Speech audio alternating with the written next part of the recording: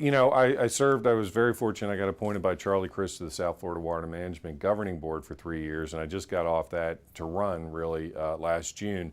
So I think that perspective, being on that board, dealing with a bunch of different issues that the Water Management District has to deal with, obviously affecting our natural resources and agriculture, has given me kind of a perspective to bring to that committee. And it's the same thing, agriculture is one of the big industries that we have here, even though people kind of, I think, put it on the back burner or don't think about it as much because it's happening in a lot of our rural areas. But it's a huge industry with tourism and construction here.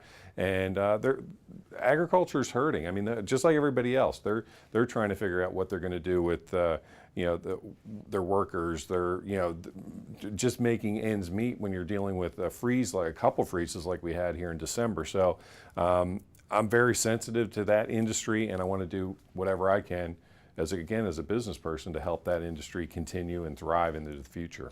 Another huge issue, as I'm sure you're aware, is allocating water and also the quality of water in Florida. Used to never be talked about. It seemed like you had an unlimited supply of water. But talk a little bit about water allocation and use. You serve on a committee in the Florida legislature dealing with that issue. Absolutely, and that is a crucial issue as we go, again, into the future. You only have, like they used to say on the water management, you only have so many straws that you can stick into the ground and be able to pull out water. Now, some people don't necessarily believe that. They do think we have kind of an endless supply. I'm not really one of those people. I think we need conservation. We need to figure out, with reverse osmosis, desal, those types of things.